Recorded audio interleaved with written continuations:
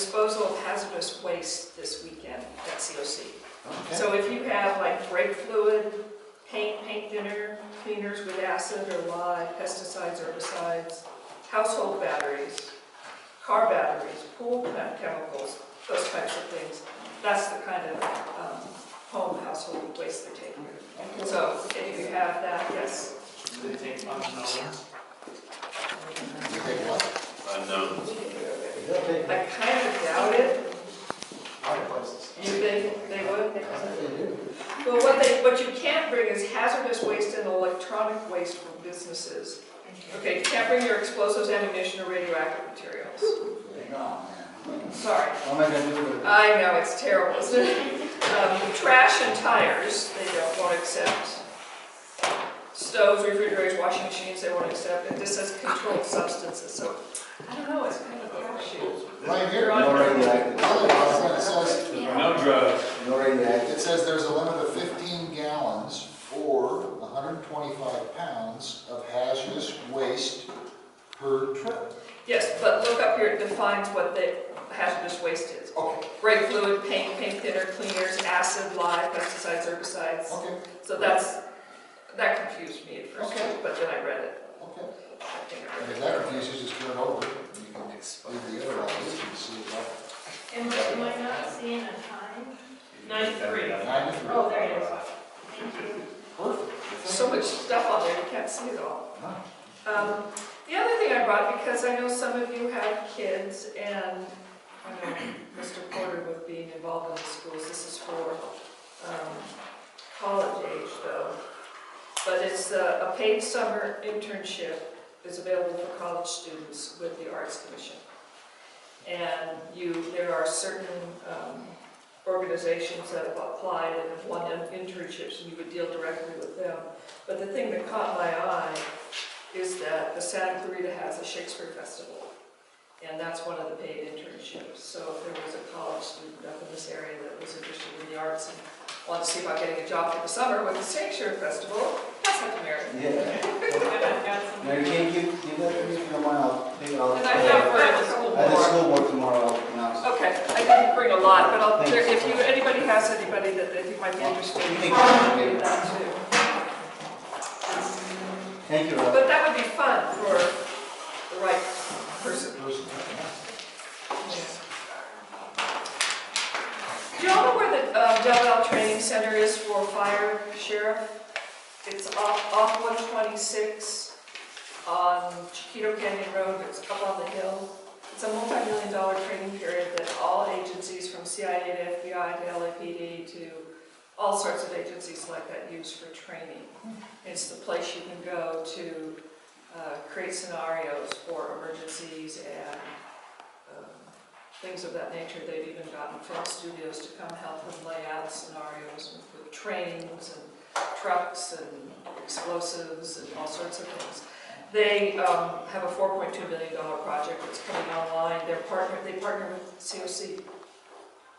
And they're going to be putting in new communications building, a new water storage tank, telecommunications, electrical conduits. It's a great asset for this community-wide.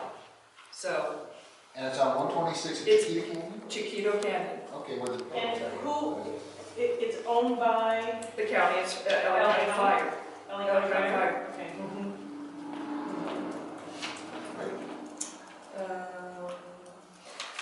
So you're expanding, is that? Yes, a number of things. It's a 160-acre site. The North County Transporter has added another stop and a daily bus run from Palmdale to the Santa Clarita Valley, I'll say AV.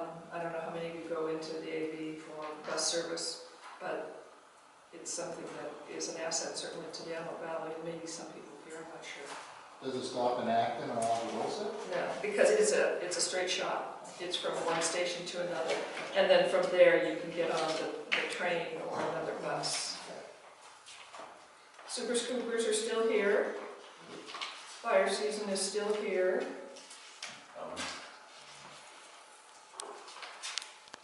For me tonight, but for the month of February, we had one structure fire with a property loss of $14,000.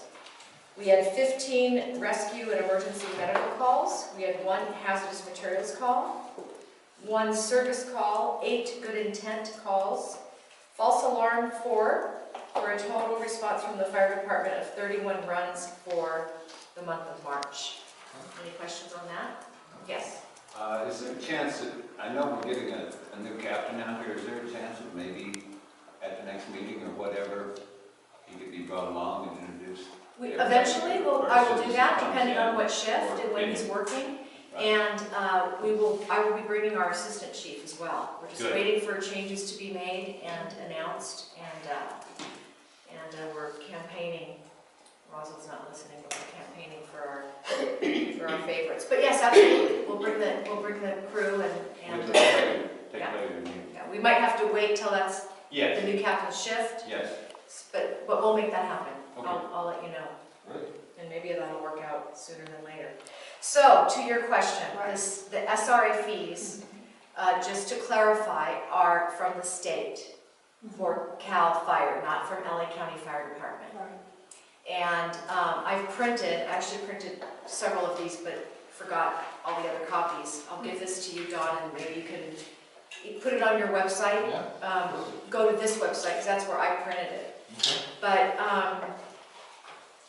it's just it's a fee or a tax, whatever you want to call it. They call it a fee, as you know, for those properties that are in the SRA state responsibility area for fire protection. And they're typically properties that are considered in the high-risk wildland, which most of our area, the division that I represent, is in. So Los Angeles County Fire Department contracts with the state to provide fire protection along with the Los Angeles Forest into those areas. And in expanded incidents or major fires, then the state will bring in their own resources and their own personnel. But there is a website. It's got every question that you want to ask on the website, including what if you want to appeal the fee and what happens. And on the website, there's a map that you can click on to look at what properties are included and need to pay or are required to pay the SRA fee. So I can't represent the state, but that's kind of the My basics. main concern is this fee money is going into the general account, which can be used for Brown's choo-choo train.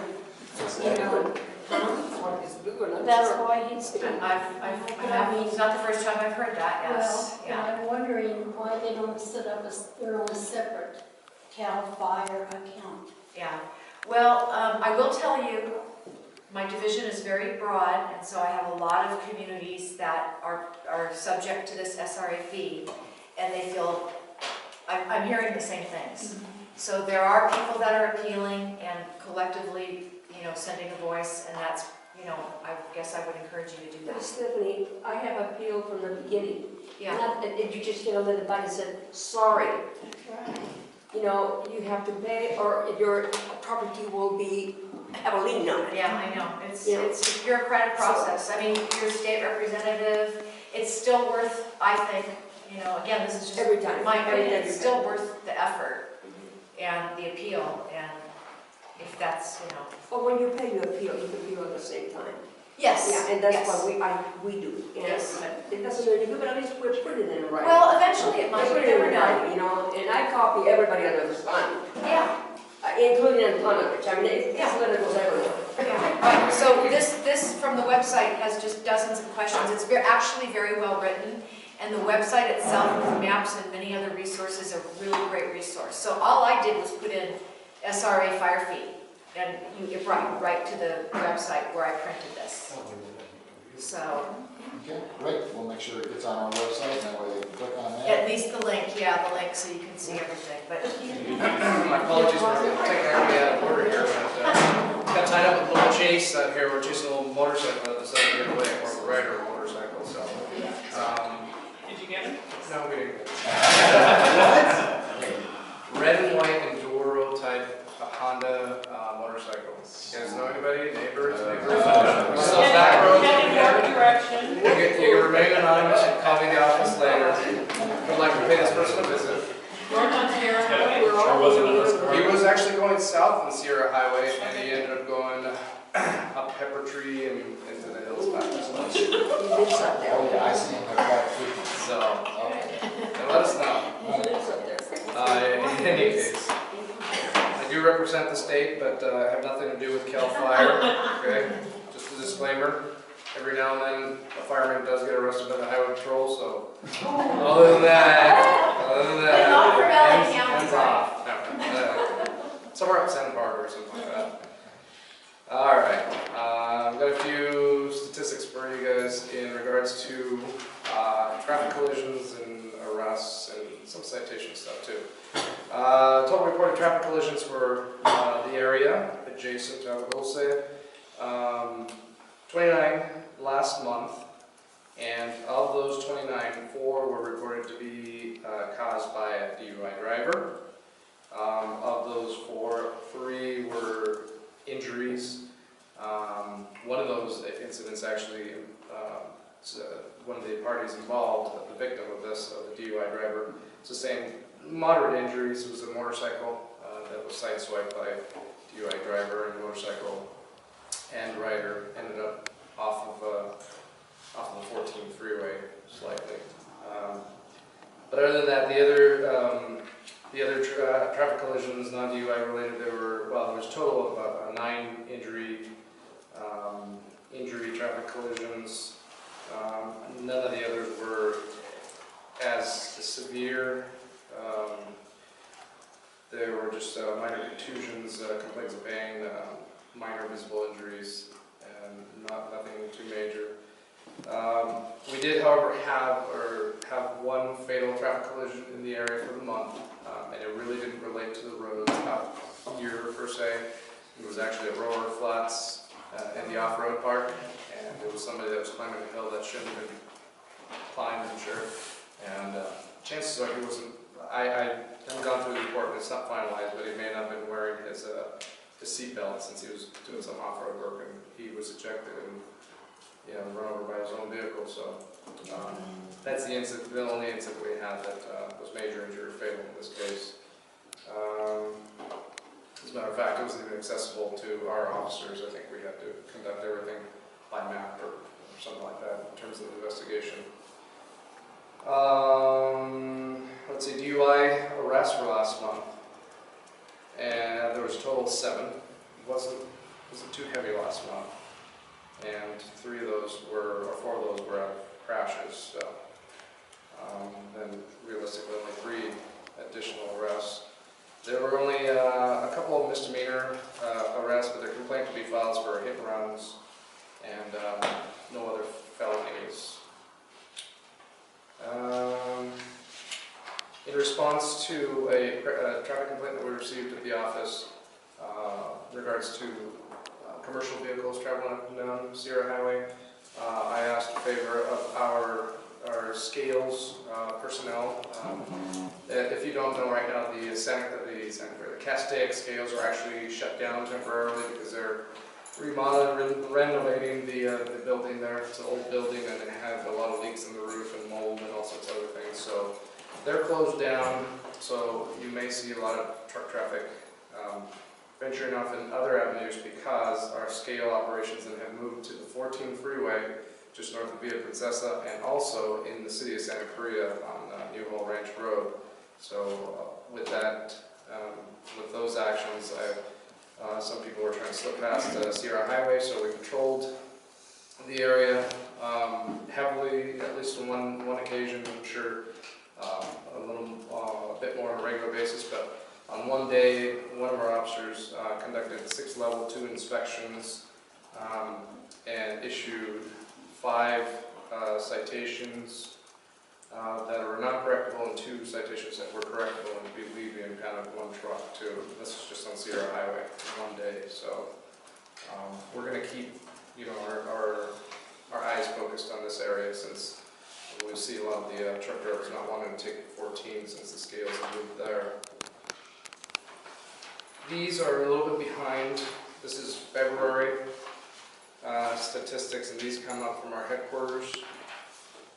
And in terms of the unincorporated city or unincorporated roads out here in Agua Dulce in February, they have recorded for us is one DUI arrest, trying to look for the significant violations, maximum speed 28, seatbelts 8. On Sierra Highway in particular, one DUI arrest, maximum speed 28 as well, seatbelts 2. And then nothing in particular on Agua, Dulce Canyon Road. Other than that, I'm a California native, and I've always, I worked for the county and the city of Palmdale.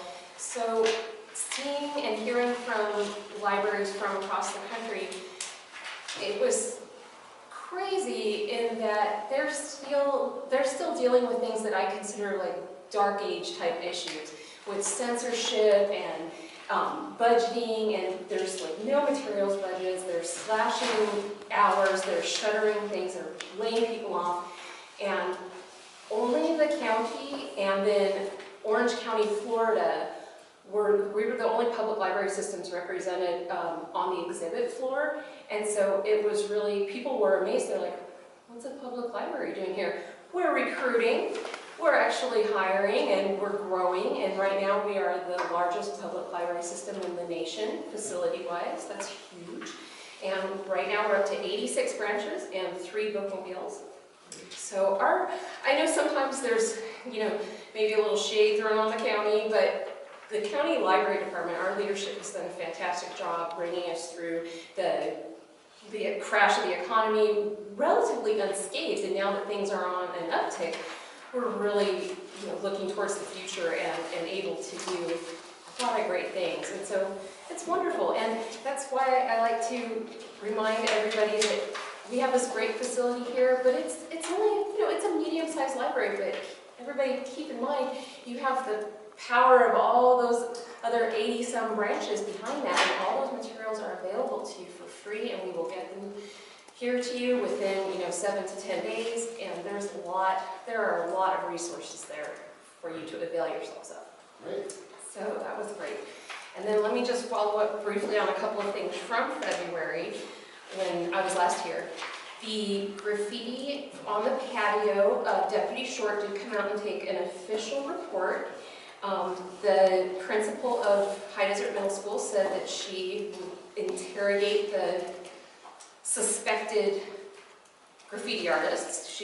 Because some of them left their names, but she had also been dealing with some problem kids, basically. She can't really divulge a lot because that's confidential, but I had, working with the larger problem of unruly and rowdy teens in the afternoon, I've had meetings with Megan Freeman of the Acton Dulce School District, and then I've spoken with Mary Crumridge, and then she came in today, and she's going to be more of a regular presence at the library in the afternoons, and she has been able to talk to some parents, and because some kids had gotten so bad that she just told the parents, you know what, they can't go to the library anymore, because the school's responsible for them until they get home, which was a fact I was unaware of.